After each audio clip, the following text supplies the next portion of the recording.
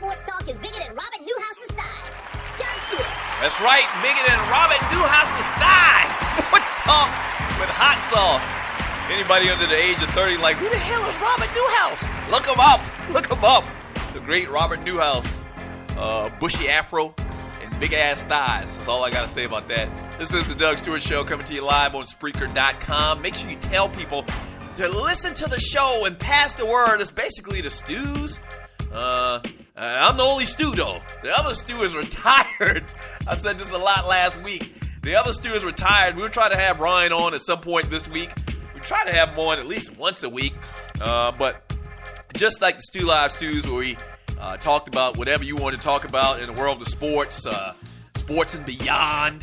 And, take calls and have fun and do it stew style. That's right. That's how we're going to do it. The Doug Stewart Show on Spreaker.com. Make sure you follow me. Just don't go on there and just, search me and find the show and just listen. Follow me, because whenever I do a special show, whenever I do a show on, pre-NBA Finals or Super Bowl or something like that, you'll be able to listen as well and call in and give me your thoughts on the game, some predictions, that type of stuff. So make sure you follow me on Spreaker.com. Also, check out my website, thedougstewartshow.com, and I'm on there as well. Tell people, pass the word, tell at least 2 people. That's all that I ask. We're talking about everything from this past weekend in the world of sports. We're talking about the NFL. We're talking about college football. I mentioned a little bit earlier about Todd Gurley, who goes for 208, career high for the Georgia Bulldogs as they get the big win this past weekend over the Tennessee Volunteers.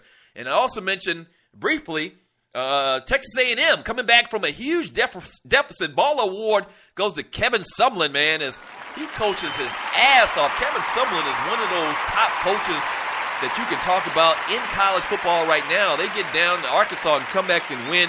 Kenny Hill, another huge win. Huge day as well at 386 yards, 4 touchdowns, and 1 INT. So Texas A&M is right there lurking. They're right there lurking at the top 10. I think they're ranked number 6 right now. They're in the SEC West, though. That's the bad part about it. They're in that division, and so can they continue to win and put up these huge numbers? We'll see. South Carolina goes down to the Missouri Tigers this weekend. Real ugly loss for the Gamecocks, and they never, ever, lose at Williams-Brice, but they do this past weekend, so that's a tough one for Gamecock Nation. So, yeah, just a great weekend in the world of sports. I actually watched my nephews this weekend as they were off the chain, took them to the fair, and they rode all the little kiddie rides, the teacups. I actually put them on some horses as well. With that horse scam is like the nicest thing ever at the fair. If you go to the fair, you ever see those little raggy-looking, malnourished little ponies? They have on like this little, like a little wheel, and they fall around. You ride for $5 for like 5 minutes, and they're making a ton of money doing that. So my nephews just absolutely had to get on those ponies. So I took pictures and took a little video, and I mean, I remember when I was a kid too. I wanted to ride the darn nasty, slimy little ponies myself. So I get that. I definitely get that. All right, 404-382-0338. It is a Baller and Buster Mad Dog Monday. Let's talk do we got T from Huntsville? T, thanks for calling the Doug Stewart Show. T, what you got?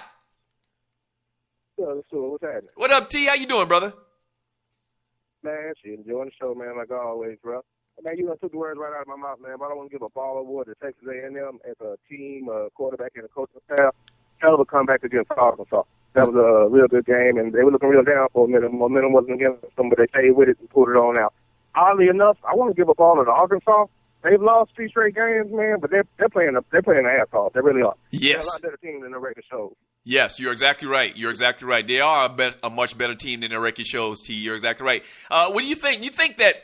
I think that Kenny Hill isn't getting the notoriety he should get because of, it seems like over the last couple of years, there's been too much love shown to rookie freshman quarterbacks. Look at Johnny Manziel. Look at Jameis Winston.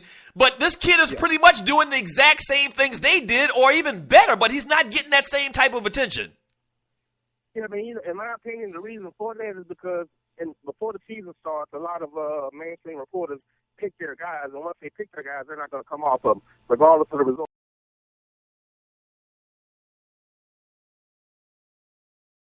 Right. I mean, he's balling out though. Yeah. I want to give a buster. Go ahead. I want to give a buster to the my bad. Go ahead, sir. No, go ahead. No, I want to give a buster to the New Orleans Saints. I mean, it's not that far. They were predicted to go to the Super Bowl, and who knows? They could still make it. But I mean, the prediction is more or less, wanting to see them go as a team in the story, and seeing Drew Brees get there more or less than actually what they can do on the field. I mean, their defense is terrible, and offense they can score with anybody, but that means they're always going to be in a shootout. You can't guarantee wins in a shootout. Yeah. So, so I mean, you got to separate the facts from the fiction, and just watch the games for yourself, man. And man, I appreciate the show, man. I always appreciate you. Thank God for that, dude. Even if you don't know it, that's damn show on the radio. I'm gone. And he's gone. Appreciate the call, T from Huntsville. T, thank you so much for calling. And you're exactly right, man. You can't expect to be a good team when you get in the shootout every single week. And it seems to me that the Saints aren't that good of an offensive team as they were a couple of years ago. I don't know whether the league has caught up to them. I don't know whether Sean Payton is just in a little slump right now as far as his play calling, but they pretty much got the same personnel. They've got Colston. They've got Graham. This Cooks kid that they drafted in the first round looks like a baller. Drew Brees, has he lost a step? There's something going on with the Saints because this isn't the same. The team that they had a couple of years ago when they won the Super Bowl, the defense wasn't that great. The defense caused a lot of turnovers, but they didn't stop a lot of teams. And it's really hard to stop teams in this day and time anyway with the rules and all these high-paced, high-octane offenses. So I don't know what it is about the Saints, but right now they're not looking good. And then you add on top of that Rob Ryan as the defensive coordinator. I mean, he absolutely sucks. And I'm holding 2 thumbs down right now. I wish I had a camera on me in studio. He sucks. They don't know what he's doing. He's living off his daddy's legacy. And so, yeah, the Saints are bad right now, and we really have a real issue in the NFC South with these teams and their defenses. We do, because Tampa Bay's defense sucked, even though they won a big game on the road yesterday against the Pittsburgh Steelers. And the Saints suck, and the Falcons' defense isn't playing well right now as well. We just don't have the personnel, and it's almost like it's a balancing act. Do you put your efforts into offense and not defense, vice versa, or do you try to mesh them both and have a solid offense and a solid defense? And that's pretty much what teams like the Baltimore Ravens and Pittsburgh historically have done. Not so much this year for Pittsburgh. They're struggling.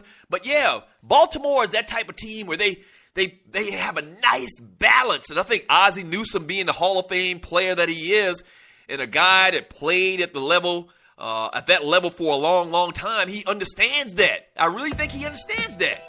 And so, yeah, Baltimore, they look like and I said it in preseason when Baltimore played the Dallas Cowboys, Baltimore just looks like they're in a different class than a lot of teams, and they make acquisitions like Steve Smith, a guy that still can play this game at a high level, and they pay a great price for him, and he just goes out and produces, so wow. San Francisco gets back on the board yesterday with a win. They needed that, and a huge win over the Philadelphia Eagles. And so that's my Super Bowl pick, and from the NFC. And I'm glad they won because, damn, they would have been in a real hole, and they're still just trying to stay above water until a lot of their pieces get back, a lot of their injured players get back, and guys get back from suspension. So San Francisco, a huge win yesterday, man. Great weekend in the world of the NFL. Thank you so much for joining your folk today. I really appreciate it. Tell 2 people. That's all that I ask. The show is growing bigger and bigger every day, but no one's going to tune in. I'm not going to get new listeners if you don't tell people. Tell your cousin them, your auntie them, all right? Your uncle them about the livest, most fun, the most interactive sports talk show in America. Tomorrow, Trivia Tuesday. We'll do some trivia. We'll continue to talk about the big stories in the world of sports. And we'll continue to have fun stew style. Shouts out to the Tree of Life, my producer, assistant producer, Walter Cronkite, as well as Dwayne Vassan, my web guy, and my one of my engineers for the show as well. Thank you guys so much, man. I really appreciate it. I really appreciate everything you do. All right? Tomorrow, same show, same Doug time, same Doug channel. All right? Peace.